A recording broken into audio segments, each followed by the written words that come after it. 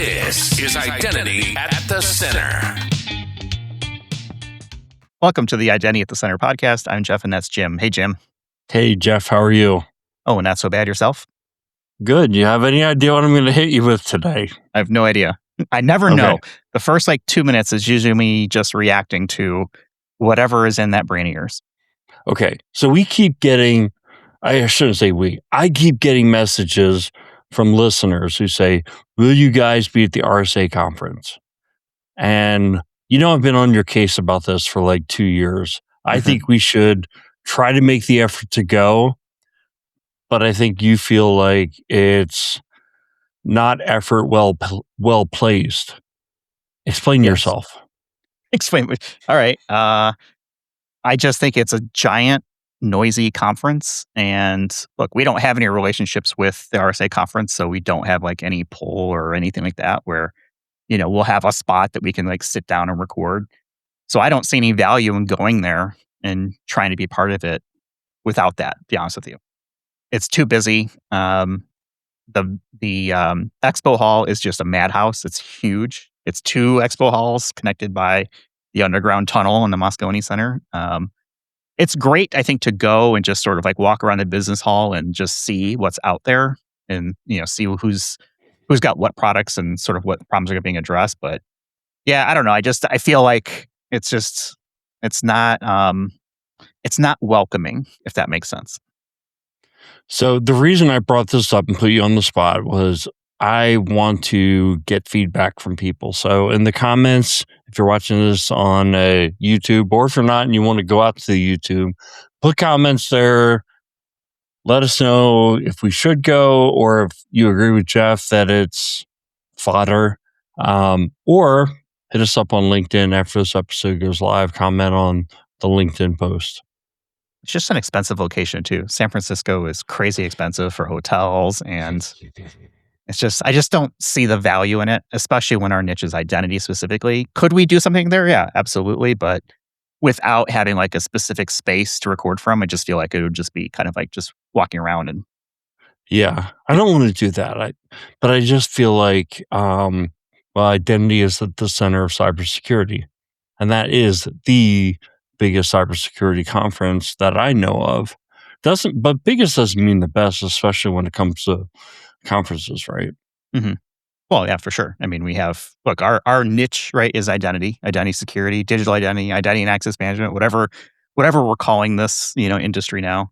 RSA is a great conference. I've been to it several times. I can't remember the last time I actually went to a session though. My pro tip is if you're interested in going, just get a business hall pass. They used to be cheap, $50. I don't know what they are now. But between, prices of hotels and airfare, especially coming from the East Coast, I just saw more value in walking around the expo hall and just seeing what products are out there. Yeah. It's like the CES version of cybersecurity. That's a great way to put it. I mean, yeah, the CES of cybersecurity. That might not be great. Maybe that's not the analogy they want, but I think it fits. Yeah. But as far as conferences for us this year, we are going to EIC in May. We're going to Identiverse in June. I expect we're also going to Authenticate in October, but obviously we don't have all that worked out yet. But I did want to mention, I saw an email come out today that March 31st is the deadline for a call for speakers. So if you have a story to tell at Authenticate, make sure that you're cognizant of that date. It looks like the conference is going to be back at the Omni La Casa in Carlsbad, California. Bring all that up because it's one of my favorite conferences of the year. It's definitely not the biggest one, but how many conferences do you go to and it's at a killer resort? Killer Resort's nice, but it's actually just a good conference of good people, so that's more of the draw for me. I mean, I don't spend much time in the room anyway, so it really doesn't kind of matter. But we have to go back to Authenticate. We cannot leave FIDO Feud round 2 unresolved like we did last year. And so, my expectation is that we'll be back in October, and round 3, you versus Megan. but we still need to talk with Megan and Adrian and Andrew and others to get things figured out. But my hope is that we'll be back and we can finally get some resolution to last year, which was a tie, which should not happen in a game like that. So today we've got a mailbag, and I kind of feel like these mailbags come up and we do them when we have an opening on the schedule, or sometimes we plan some openings. The questions back up. So we get a lot more questions than we're able to go through today. We're going to try and get through, I think, like 8 of them. But to those who have sent questions, we haven't gotten to them yet. Please don't take it personally. It's just, we get overwhelmed with this sometimes. It's a lot. And I try to answer ones, and I think we and I both do answer quick answers where we can, but sometimes the answers or the questions are really good. It's like, yeah, you know what? Let's either also address it here, or, hey, you know what? That's a great one. Keep listening. We're going to do a mailbag episode in a few days, weeks, months, whatever that looks like, and, try to get to in there. Obviously, if it's something urgent, put urgent, I think, in your LinkedIn message, and we'll try to respond a little bit quicker. But for the most part, yeah, these have been queuing up for a little while, and we've got a global mailbag. We've got 8 that we want to get to, plus a few lighter note ones from listeners, which are always fun. So I'm just going to kind of kick things off. We're trying to keep an eye on the clock. We try to stay around, 45 minutes to an hour or so in that area. So if we start to get long-winded, I might give you the signal like, come on, pick it up. Let's go. And the same goes for you. If I'm getting long-winded, do the same thing, because we certainly like to talk. But let's get into it. Let's see. First up, we've got Hans from Munich, Germany. Of course, AI at the center at .com. Go to that URL, brings you here. With AI tools becoming a regular part of how we work, how are identity teams thinking about governing access for AI versus access for humans? Does the same thinking apply, or does it require a completely different approach? Jim, what are your thoughts on that? Well, I think, agentic AI is probably the thing most people are focused on. It's organization. Within the organization, if you put the tools in end users' hands and they are semi-technical, they start building agents, and you have to control the access. To control the login, you have to control the creation of accounts, because you don't want people just stuffing their own personal account in. I think the question also makes me think about, what we're doing now versus what we're going to have to do in the future. I think there's going to be a lot more of AI agents that are doing things in the environment versus human beings doing those things. And maybe it's not because the people start going away. Maybe it's just because the multiplication of agents becomes so great, and you have this workforce that's working 24 hours a day. I also think, though, that what we should be thinking about is that the threat actors also have AI, and that they're spinning up agents to basically find their way into your organization, find little holes, and breach your organization. And so you have to think about it as not some super hacker on the other end typing lines of code. It's 24/7, 365 agents looking for their way in. I think, there's no sure silver bullet that's going to solve all this. But what I think you can do is look for the easy entry points, right? You need to be searching your environment. ISPM is kind of the solution du jour to identify holes in your identity infrastructure that could be penetrated.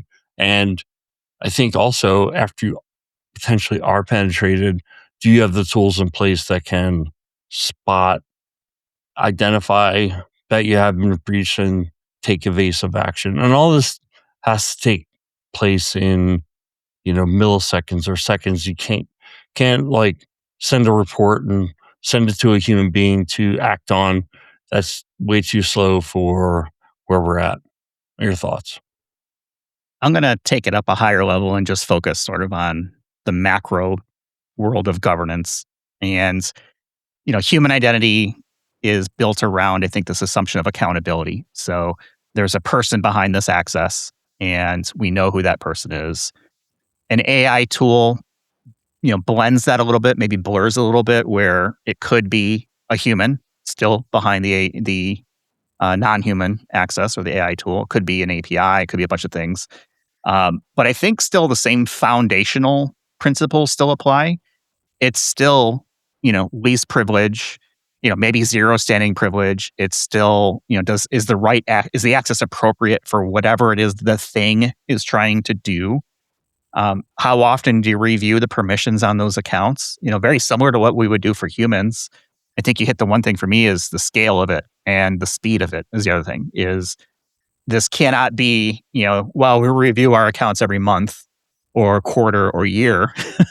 I think, when we're talking about AI tools, and I'll lump in anything non-human around that. So agentic, service accounts, anything that's just not a human behind the access, is speed matters. And so how are you governing those philosophically to make sure that you can keep up with not only the speed, but also the scale?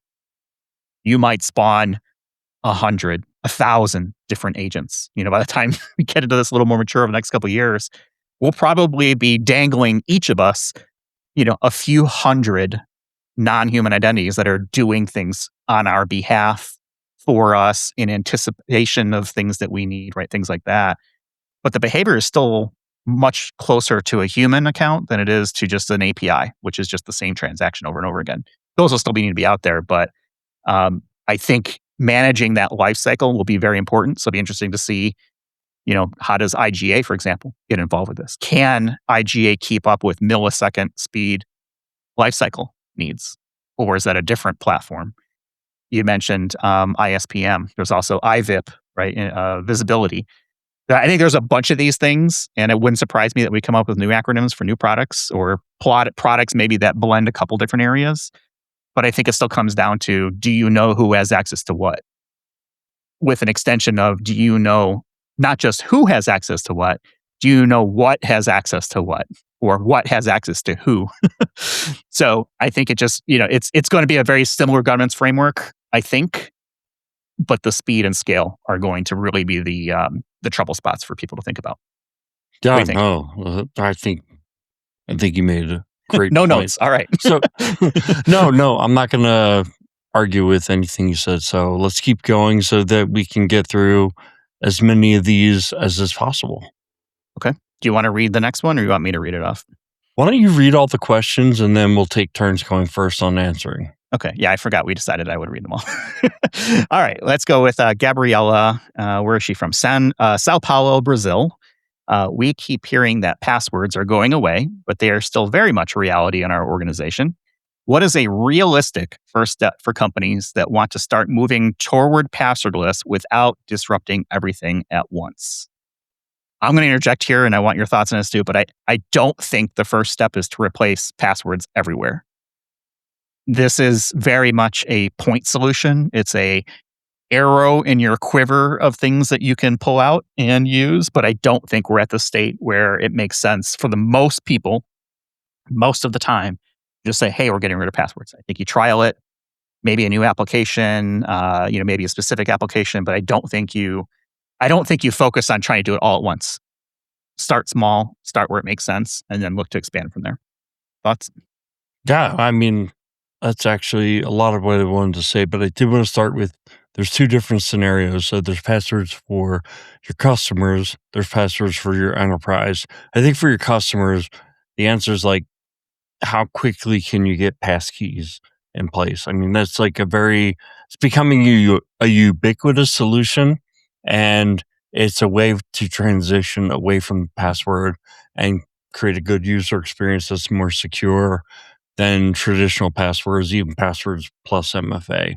But I think even in that scenario, Jim, it's another option still for customers, because not every customer might trust passkeys yet, because it's still relatively new. They hear this thing and say, "Oh, what is this? It sounds secure. Everybody's doing it."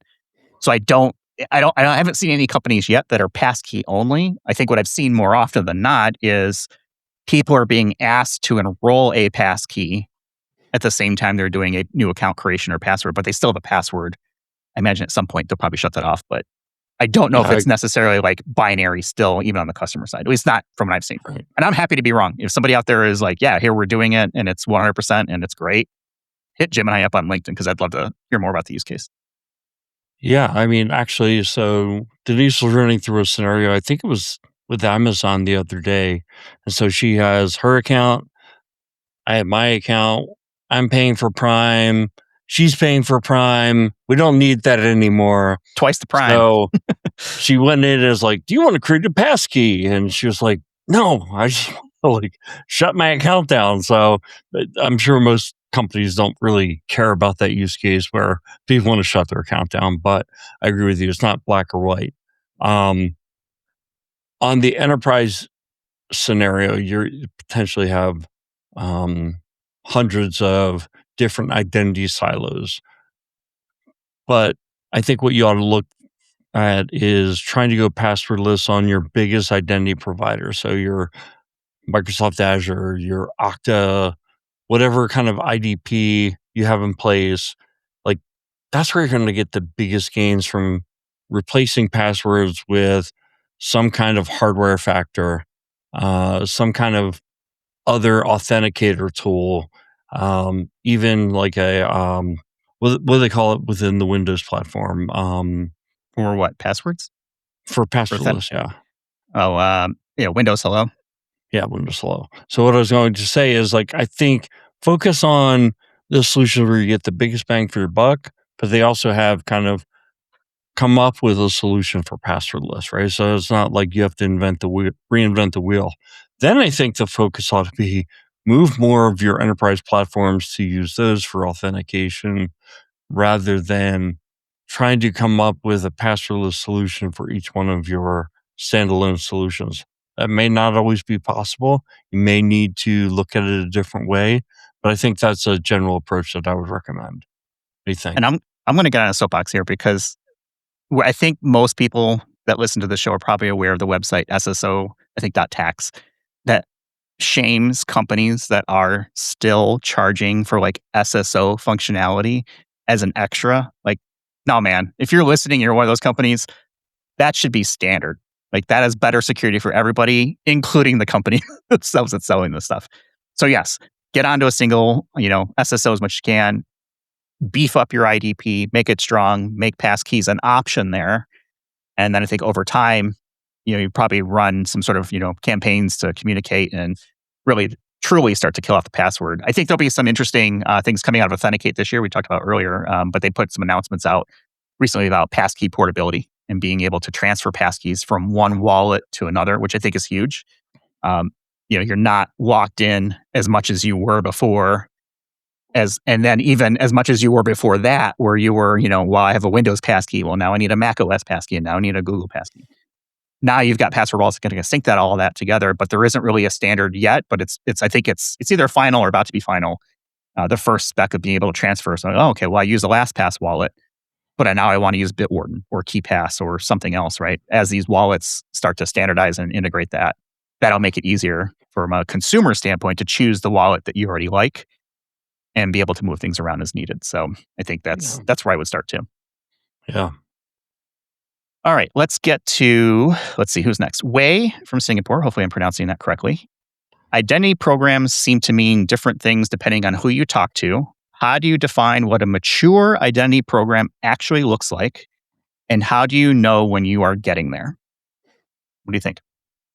So a couple of factors. I think, when I think of mature, I think of use frameworks to guide your decisions. You use methodologies like project management methodology. You don't just wing it.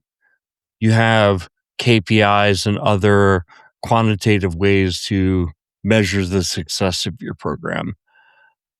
But I also think, so that's kind of like running a formal program, and that will get you a tick mark on a lot of the traditional ways to measure how mature is your program. I think there's also two other factors I want to talk about. One is adaptability. What's happening in this environment or in this industry is happening so quick. It's not just this industry, it's the technology in general, with AI really kind of being the buzzword, and not just a buzzword. I mean, I almost hate calling AI a buzzword because even though it gets used as a buzzword, it is a ground shift. It's much more of a ground shift, I think, than cloud was. I actually could see in the future people bringing their infrastructure back on-prem. I know that's going to drive some people crazy, but I could see organizations doing that in the not too distant future. I think you have to be adaptive to these things that are changing. I think we've always thought about identity as IGA, access management, privileged access management. Now it's so much more. It's all those areas we talked about earlier, ITDR, ISPM, IVIP. All these things are also very important. It's because the boundary of what was identity is becoming bigger. The attack surface is changing, and we need to, as identity program leads, we need to adapt. We need to say, okay, this is the space of identity now. We have to take on more. I think along with taking on more is bringing your leadership along so that they understand why you have to take on more and why then you need a bigger budget, etc. The other thing is just, I think a mature environment is highly automated. So if you find yourself in the case where you're having humans do a lot of things that could be automated away, that is a sign of you're not running a very mature IAM program. So those are my thoughts. I'm going to slightly disagree with the last part around automation, with the distinction of you can have a very mature program, but if you have a very small organization, maybe under 100, maybe automation still isn't there yet from a value perspective, right? Or prospect to be able to get the return on investment.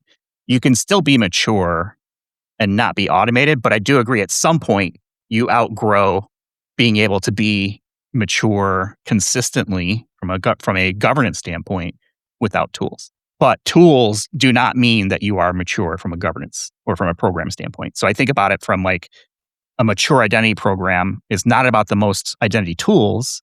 It's consistent, it's reliable, it's auditable, it's processes that are well documented, standards are in place, policies are in place, and the business trusts it.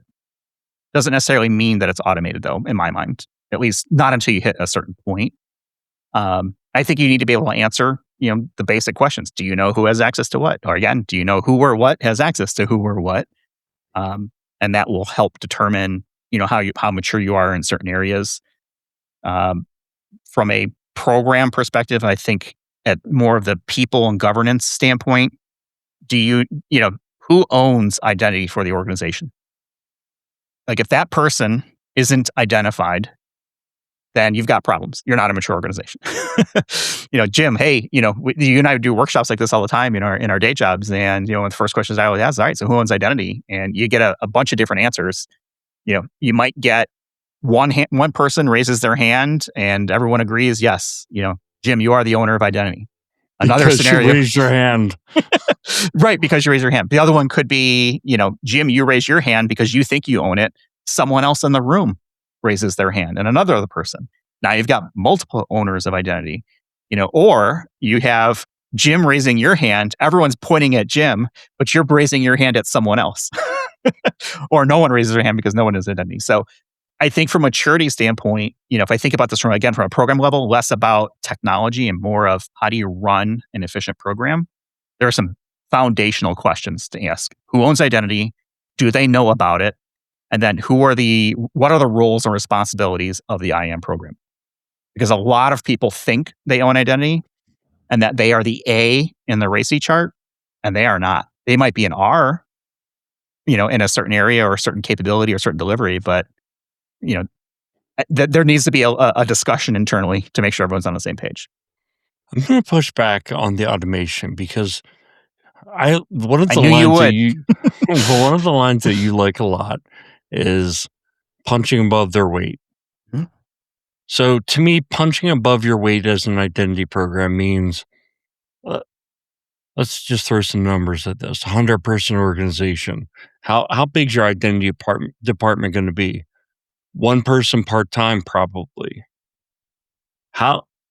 Or say you have 10,000 people and you have an identity department of 10 people. I don't know. How do you force multiply what you can get done as a program without technology? if you can get technology to, answer help desk calls or do tickets in a better way, all the things that you have to stand up, do single sign-on. Maybe, remember we had the CEO of Redblock on one of our earlier podcasts, and he talked about, their focus of using recorded videos of how to provision and then teaching and creating connectors for provisioning. Like, that's a force multiplier. That's how you get more done using technology. And that's why I think automation is such a foundational aspect to maturity, is that you can punch above your weight.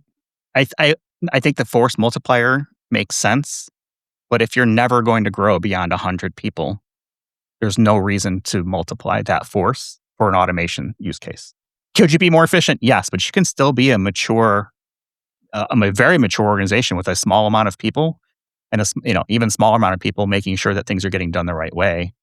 But again, I guess I somewhat agree that at some point you will outgrow manual effort. You're still brute forcing it with hands on keyboards and humans doing things. At some point, if the organization is of a growth mindset, meaning headcount will grow, and the number is almost irrelevant. Maybe it's 100, maybe it's 1,000, maybe it's 50. Kind of depends on the industry you're in as well and what your regulatory requirements are that you need to be able to demonstrate.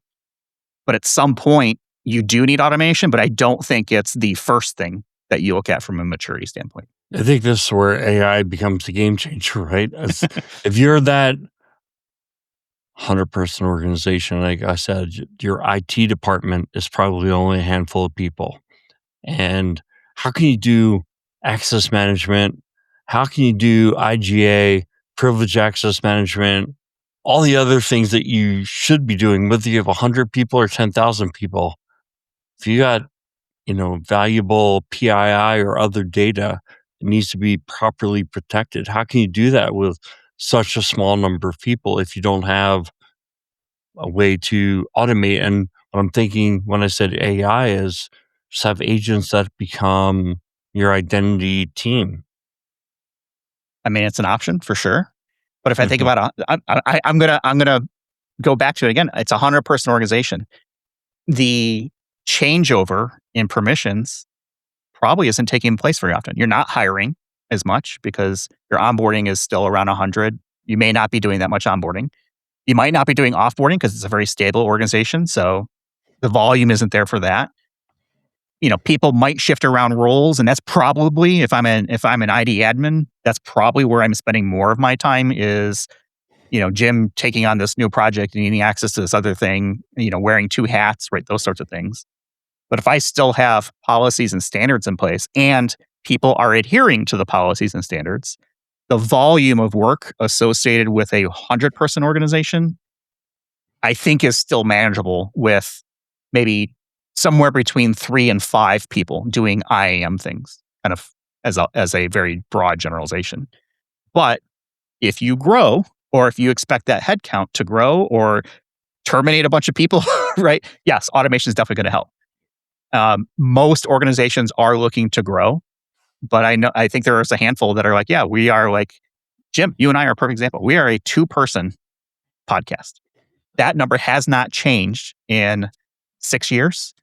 Now we have a bookkeeper, and now we have another member of our board for the nonprofit. So technically, we're 4 people, but we are not a headcount growth organization, right? No, but we are very much using AI, but not for we're using permissioning. technology. We're using technology. We're so much more mature, not just because we have better cameras and better microphones, but the editing that you do, the notions that we use to kind of shape up shows and prepare. It's like we wouldn't be able to do the volume of shows that we're doing for the last 7 years if we hadn't grown technology wise. But this is why we started the podcast, right? We're going to get stuck on this question because we could go all day. I don't want to let it go. Yeah, you don't want to let it go. I'm good with letting it go. Okay. But this is why we started it, right? Because we have these awesome conversations, and they usually would end in a stalemate, right? And then we'd say a couple of days later, like, Jim, I have to win. I'm going to go back to Jeff. I got a zinger. I got this debate solved. Mm-hmm. I will just say that you mentioned AI tools, not the identity and access management of those tools. That's a different beast. Okay. So yes, we use AI tools, but we don't use any AI for identity and access management. We just don't. We don't need it. We're too small, and it doesn't matter. Like we're good. All right. And that gives me the last word. So let's move on to the next question. Let's go to let's see. Marcus from Toronto, Canada. Our security team and our IT team both think they own identity.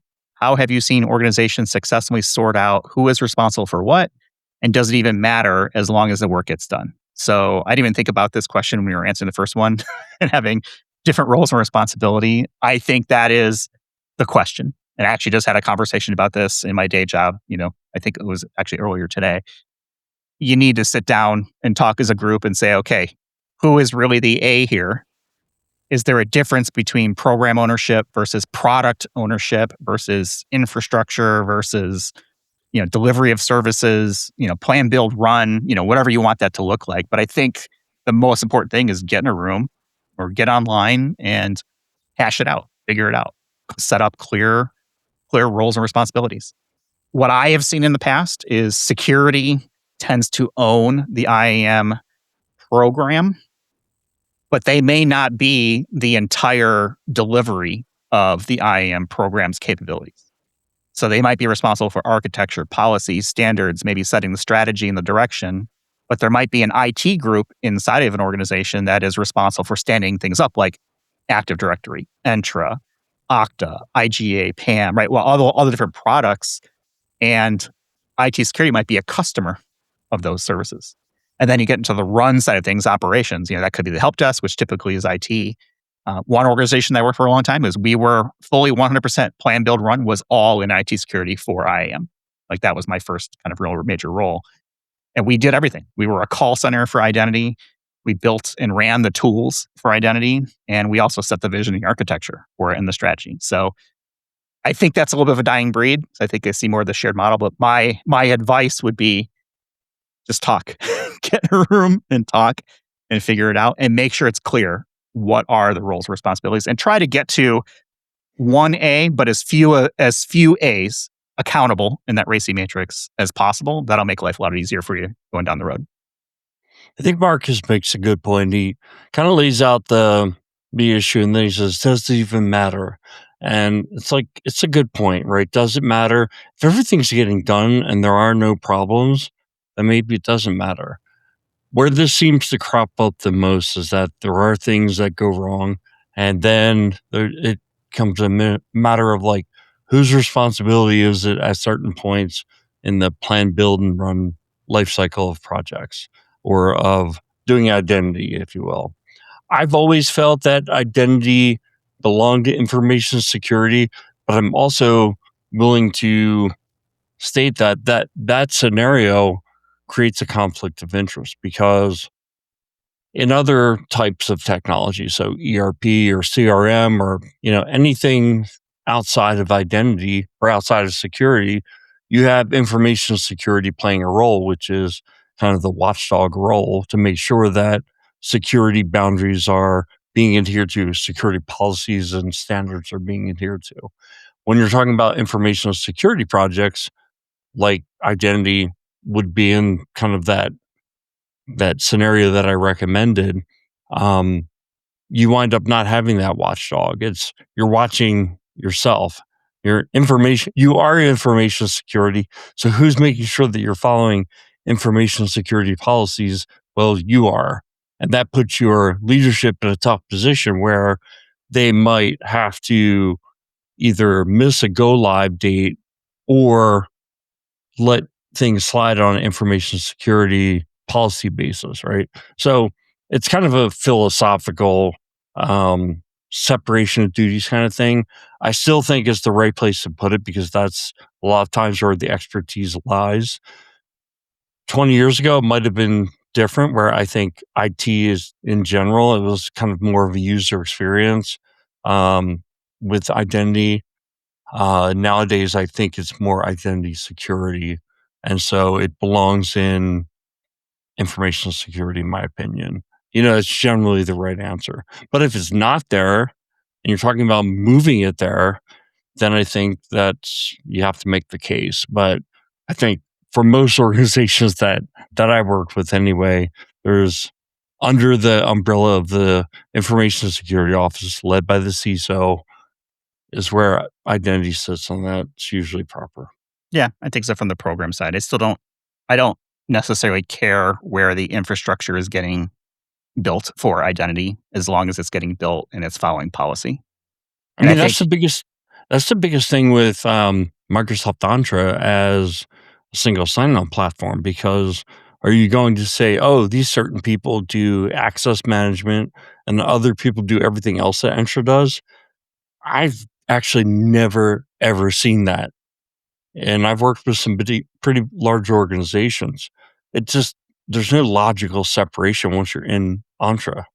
And there might be people who are specialists or things like that. But yeah, if you have a big AD environment, a big Entra environment, they're going to do access management. And IT is probably going to own that, not IT security. But IT security is going to set the policies and standards.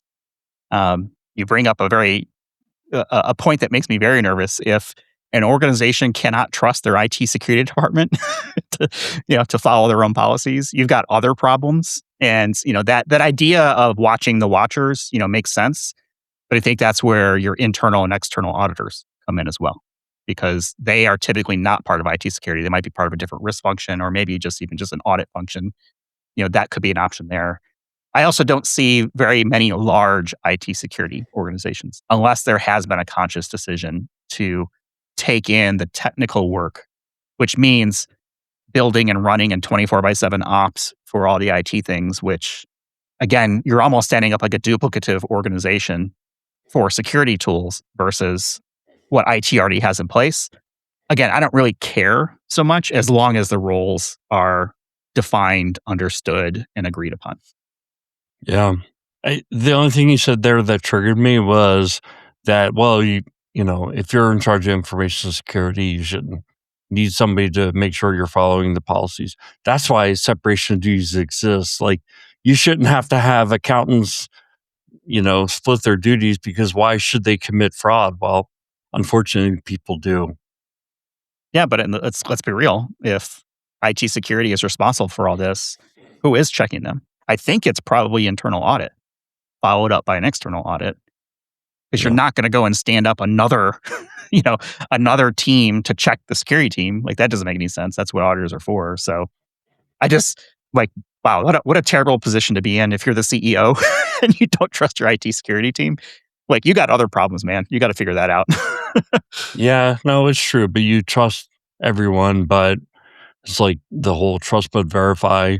If your first, second, and third line of defense for a reason, look, we work for a public accounting firm during the day. We get a steady helping of this stuff, and there's reasons those things exist. I will say this. So my experience with audit of IT process like that, it's very likely that you could say, heck, we didn't finish the scan with the level of precision that we expected to. Should we go live anyway? And someone says, yeah, just go live. We're going to make a executive gut decision, right? And that might not be up to snuff in terms of somebody auditing it, but it's very likely that never gets audited. That never ends up on anybody's dashboard. Yeah, maybe not. I think the problem there is it's a little bit of a conspiracy theory type approach. Now you're starting to think, okay, how many people are going to keep quiet in the middle of this thing, especially when something goes wrong? Like, people will talk, right? The only way to keep a secret from two people is to kill the other person. Right, that's it. Definitely time to move on to the next question. Yeah. So on that note, first of all, don't kill anybody. We frown on that here on the Identity at the Center podcast. Just make sure roles and responsibilities are clear and everyone's operating on the same, guidelines. All right, let's get to, I think it's pronounced Linh from Hanoi, Vietnam. As somebody fairly new to the IAM space, what advice would you give for building credibility and influence when you are trying to get leadership to take identity security seriously. Welcome to the identity community, Lynn. Pleasure to have you here. Come to Identiverse, join ID Pro, commiserate and learn and celebrate with all our fellow identity people in any of those forums. But what's your advice for someone to build credibility influence when you're just kind of getting started in IAM? I think the biggest thing, and probably Lynn is going to be able to do this already. Sometimes being too in the weeds makes this harder to do, but speak about identity, speak about security in business terms. How does it, increase value for the firm? How does it decrease risk? I think if you stick to that, that's the biggest way to be successful as a leader, a business leader, focused on identity. What do you think, Jeff? Communication is such a huge part of it. If you can, translate, if you can take the specs from the engineers and deliver to the customer, or take the specs from the customer and deliver to the engineers, for all my office-based fans out there, that is a key skill that I don't think there's enough of. Being able to talk the language of business, and not just business, your business. Understand what your business terminology stands like. What is the translations that you need to make? What are the risks, the costs, the efficiencies, the things that you can tie directly back to say, hey, if we are doing this in identity, here's how we reduce this risk, or we improve this efficiency, or we enable this capability that our customers are going to love, right? Things like that. It takes time also. This is not something you just kind of do overnight. There's a lot to learn in identity. I think one of the first things you have to figure out is, what do you want to be when you grow up in identity? Are you a technical resource? Are you a non-technical resource? And then start to figure out, where your interests are and where you think you can add the most value to the organization, or wherever you want your take your career. But definitely, lean into understanding your business and learning how identity impacts those business, and try to think of ways where it might not be as visible how identity is impacting the business. It might be hidden somewhere underneath something. IT and all the IAM heroes out there that are making these programs run are really good at hiding pain. And the organization sometimes doesn't feel pain that is there because it's getting hidden by that heroism by the organization. So try to identify those things, and I think you'll come a long way. And then just continue to build up the experience, network. Again, join ID Pro, idpro.org, stuff like that. And I think you'll be on your way. All right, let's move to Claire from London in the United Kingdom. We talk a lot about least privilege in theory, but enforcing it in practice feels like a constant battle against the business. How do you strike the right balance between security and not slowing people down? What do you think, Jim? Least privilege in practice. It's a great observation. I mean, we've been chasing least privilege for the entire time that I've been in the industry. So I think the real key is focus on your highest risk applications and accounts.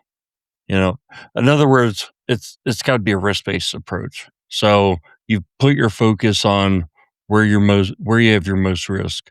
Applications that have, we use this term crown jewels to talk about the importance of accounts, but I think it's also the importance of applications or where you have your data. So it's the crown jewel data and your crown jewel accounts. Everything else can come after that. I also think from a technology or philosophical perspective, we should also be driving not only toward least privilege, but zero standing privilege. I agree. I think it's harder than not to be able to move forward with zero standing privilege. I think you have to make a definition and make sure people are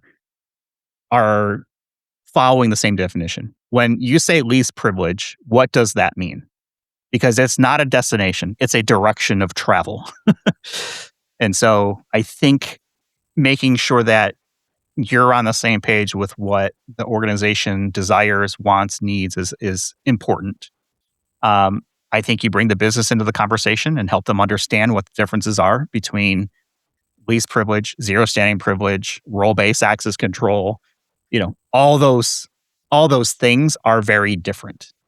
The strategy might be least privilege, but we talk about the menu all the time, Jim. Like, who cares if anybody can see what's on the menu? Is that the way I want to fight? No, you probably are more interested in like segregation of duties between accounts payable, receivable, or privilege access, within specific systems, whatever that looks like. So I think you start with that. You start the conversation, but I think you decide as an organization, what does least privilege mean, and understand is that it's not a destination. Again, it's a direction. We're going to move towards that, and then just start whittling away. I don't really like roles. I think they're too hard to maintain without tools and automation and AI at this point. I would start small, go maybe attribute-based access control, try to get good data from your sources of the truth and try to automate off of that sort of thing. But it's difficult without having conversations with the business to help them understand it. Yeah, I agree. Yeah, everything we just said there. Let's just go do on that. to the next one. It's Yeah. easy. All right, we got a couple more. We're already at 48 minutes, so let's see how we do here. From Sydney, Australia, James says, access reviews feel like a checkbox exercise at most organizations that he's worked at. Is there a better way to think about them than that actually produces meaningful results rather than just satisfying an auditor? I couldn't agree more. I think for most organizations, it is a checkbox compliance thing that they've been told that they have to do because the auditor or the risk person or the security person said so. I think this is a great spot for AI to start looking at this type of permissions and maybe doing differentials instead of just recertifying everybody every 3 months or every year. Take a look at what's changed. Maybe that's going to make things a lot easier and get rid of some rubber stamps. What do you think? I think you're right on. This is like the first question where I don't think we're disagreeing. Yeah, I've always felt like access reviews had limited value, that they were, we had Anthony Vigiano on. He called them security theater at one of the conferences. And I think that's usually true. I used to say they're a backstop for having suboptimal processes on the, on the front end. The solution is get rid of those suboptimal processes. I think one other thing we can do is like, look, if someone's not using their access, take the access away. I mean, that seems like a better process than to bug managers to review a couple hundred accounts, or a couple thousand different access profiles and stuff like that. It's just very little very little juice for the squeeze. Yeah. Yeah, let's just leave that one there. I don't I think that one is somewhat straightforward, but in reality, I think you just have to have conversations with the right people to make sure Can I that just it's throw one actually more making thing sense. in? Of course. Obviously, if you're being told that you need to do it from an audit perspective and you can't convince folks otherwise, then you have to do it, and voids everything we just said. Well, there are certain requirements. You have to do it. I think, I like to argue with auditors around why are we doing things. If I have a better way to do it from either a capability or a process standpoint that still meets the spirit of what they are trying to get to, auditors, in my experience, don't necessarily care how you're doing it. It's what you're able to demonstrate. And so if you can demonstrate that access is appropriate, the need for an access review, maybe goes down or is lessened. And, maybe there are different ways you can look at it. So I would say don't be afraid to innovate in your organization and question and challenge the intent behind the audit and see if there's a better way to do it. Okay, last one here from Chicago, Illinois. Go Blackhawks. Darnell, how do you make the case to a CFO or a CEO for investing more in identity security when there has not been a breach yet? What language tends to actually land with executive leadership? Jim, why should we spend money on identity security if everything seems to be working fine? Yeah, I think there's a couple things. One is you want to avoid FUD. But I think one of the most effective ways is to tell real world stories, especially if you can use direct competitors to say, hey, this organization got breached because of these things. These are the investments that we need to be making. I also believe there is kind of a truth to you just don't want to be the slowest. But when you're getting into the hyperspeed of these attacks and AI agent swarms that are trying to scan your company to get in, I think it's not just being the slowest wildebeest anymore. It's like being in the top 50% or in the bottom 50%. You're still vulnerable. I think that's how you make the case is like real world examples and let them ask questions, really understand like how did these breaches take place and what was the impact on their business. Get people to accept the risk too. I think there's nothing more effective than saying like, look, I'm in charge of the identity program. I've identified a number of risks within the organization. Somebody's got to own those risks. I'm talking about the risks. Somebody's got to own them, and it can't be me. I think that's great advice. Get somebody to own and document their ownership or acceptance of that risk is fantastic. That's a little bit of Game of Thrones, maybe, in some organizations trying to get it done. But I agree with everything you said. Don't talk. I don't think you talk technical. I think you talk in outcomes. I think you try to align things with the business and the risk that they might be thinking about. I think you keep using agentic identity swarms. You've used that for like the last few episodes. I think it's apropos because now you definitely want to be the slowest, but when you have swarms of things that are attacking not you, but everybody, that just means there's more opportunities for slower people, to get gobbled up by that swarm. So there's probably, some justification there to be talked about. I think you also need to prove, can you deliver? So I think there's a lot of people out there that know they should be spending more money on identity security, but maybe they haven't been successful in delivering projects in the past. They need to figure out how they're going to solve that part of it too. If Jim, you're unreliable and you don't seem to get anything done, why would I give you money to do anything? Not that Jeff, you are. Thanks for clarifying that. There's a pause there, so I could just cut right there. Have you heard of 11 Labs? Yes, of course. Is that what you use for the April Fool's episodes? Okay. So 11 Labs does a lot of AI voice generation. And one that I heard the other day was just like, what? I mean, it's getting better. I'm already starting to think about our April Fool's episode for this year. What's going to be like in 2029 when you have AI swarms calling people's help desks, trying to socially engineer them, when people are getting socially engineered as recently as last year? Well, the answer is very simple, Jim. I have the answer.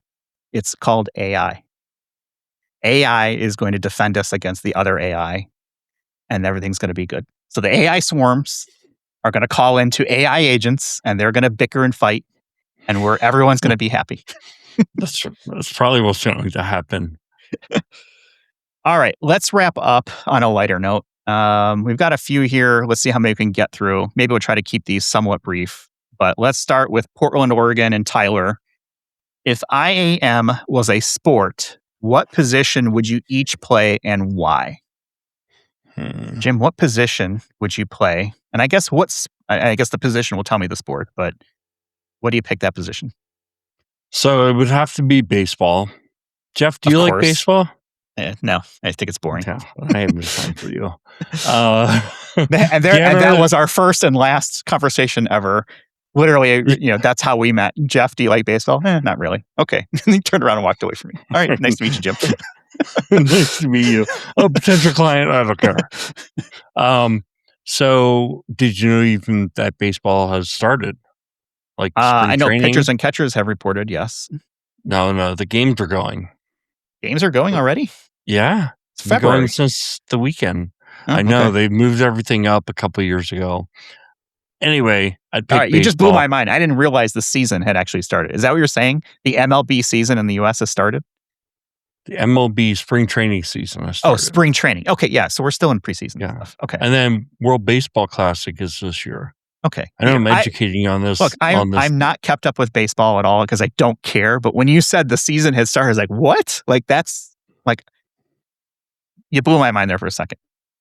Yeah. I guess I just assume that everybody cares. I'd pick baseball because I'm me. And in my earlier days, I would have picked shortstop. I remember Victor Barris used to always say, Jim, you're my star shortstop, which is like the hardest position on the field.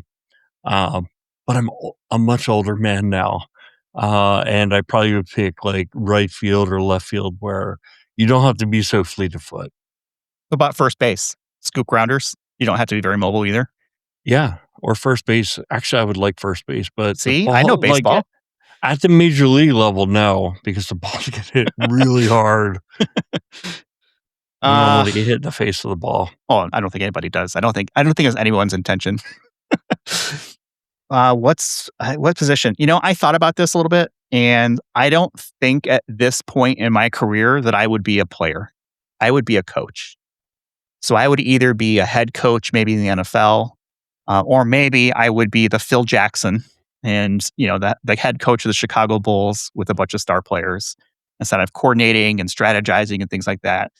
I think that's just where I'm at right now from like where I am in identity career is more of, the coach kind of pulling the strings and strategizing and kind of making sure everything's running the same way. Does that count? The worst position to play would be kicker. Worst position? The worst. Why? Why would it be the worst? Let's say you move the ball, you positioned it, 20-yard field goal. All you do is kick through, we win or tie, and you miss. Okay. And what if you make it? What if you're rock solid and you make all your field goals? Nobody cares. Everybody expected you to make it. Problem is when you miss the kick. Like there's a poor guy from, I'm not going to name the college because he might be a listener or something, or his dad might be a listener, who knows. But they didn't win their conference championship basically because this kid missed a field goal that was a layup. And man, that's the worst. I mean, yes. Being like the one guy who's like your fault. And it's almost like you want to make the case like, no, it shouldn't have come down to that. But still, we know it's your fault. You missed your play, but there were multiple plays leading up to that led to that outcome. So I think in the sport like football, it's so much more than just the last kick. Yes, it's immediate. You dump on the kicker for missing the field goal. It happens. But there's just as many people who are making those field goals in those moments. This NFL season that we just had a bunch of last-second field goals to win games. And, they're exciting when they happen. It's non-contact, for the most part if you're a kicker. So, you're probably going to have a little bit longer career. So there's upsides to being a kicker. There is upsides. What if you're the batter and you strike out? You're a designated hitter. Your entire job is to hit the ball and you miss. Yeah, but that happens. Like people strike out a lot. And I don't know. It's also, there are moments. Every sport has moments where it's like, you need to come through or we lose. You could be on the foul stripe in basketball, or you could basically be the kicker in football. I do have a question, though, for you about football. So it used to be that a long kick was 50 yards, right? What's a long kick now? Like 60, 65 yards. Yeah. I mean, 50 is still a long kick, but kicker legs have gotten so strong. The record was set this past year, 68-yard field goal by, I think it's Cam Little in Jacksonville. A 68-yard field goal. Or something? Or what's the difference? I mean, we've joked, I would say a lot of people have joked about kickoffs for the last several seasons before they did the kickoff rule change over the last couple of years. But, you'd see kickers kicking off from the 30-yard line, kicking them through the uprights, on a kickoff after a score.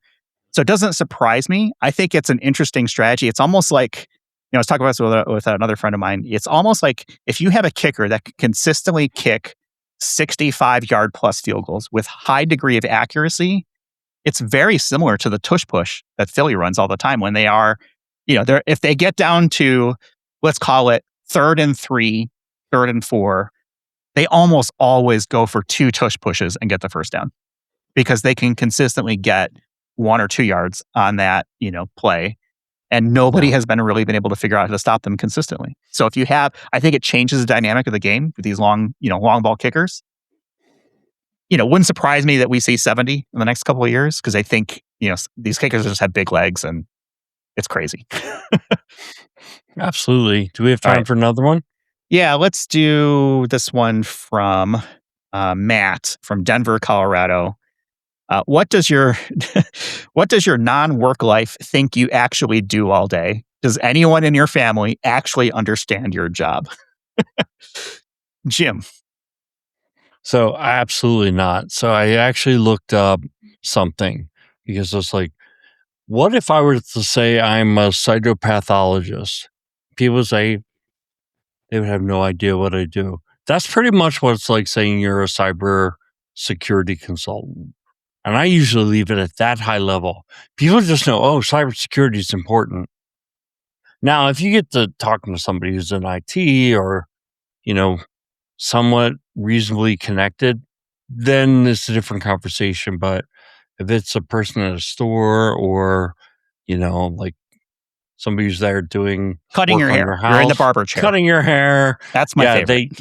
Cyber security consultant. That's like, you must make a lot of money and you got into the right field at the right time. And let's talk about something else. Cytopathologist. Well, you're looking at cells and I think cancer research and things like that. But yeah, most did people you don't look know that up on AI right after I said it? Or did you figure it out? You don't even know if you're talking to real me or AI me. So who knows? True. I could be totally confused. Go ahead. Sorry. No, I think some people have an idea. I've been married to my darling wife for over 20 years now. And I think she's kind of gets it at this point. I've been doing it for about 20 years. So I think you and I are in a little bit of a unique position because by day we are identity consultants, but a lot of people think we do this podcast at night as our full job. It's actually our night and weekend job. But I think most people just know that I'm a security consultant and they just think hackers and, that's it. And that's fine. I generally won't get into the specifics unless they start digging into it or are interested in learning more. Security consultant. Sit in the barber chair. Hey, what do you do? I do consulting. What do you do? Security consulting. Oh, like for buildings? No, more for information security. Oh, okay. Like hackers and passwords. And then I'm like, oh, okay. And then their eyes glaze over and they're like, not interested anymore. Yeah. I remember I just told my dad, I'm like, I do computers. I was like, okay. Well, he's like, okay, no, I don't know computers, so good enough. Yep. Does computers. Jimmy does computers. Jimmy does computers. I don't think we can top Jimmy does computers, so we're going to end it there. Thank you so much to everyone who sent in questions. Keep them coming. Hit us up on LinkedIn. We try to answer as many as possible. For the ones we don't answer right away, we generally will throw them into our Notion notebook here and try to pick out the best ones or ones that we think are relevant, try to keep up things. But I definitely appreciate people taking the time to reach out. So you can do that on LinkedIn. You can send us a contact form on our website, idacpodcast.com. You can comment below with whatever player you're in. I think they all pretty much have comments at this point. And you can like and subscribe. That also helps us. So we'll go ahead and leave it there for this week and talk with everybody in the next one. You've been listening to Identity at the Center. We hope you've enjoyed the show. Make sure to like, rate, and review. And we'll be back soon. But in the meantime, hit the website at identityatthecenter.com. See you next time on Identity at the Center.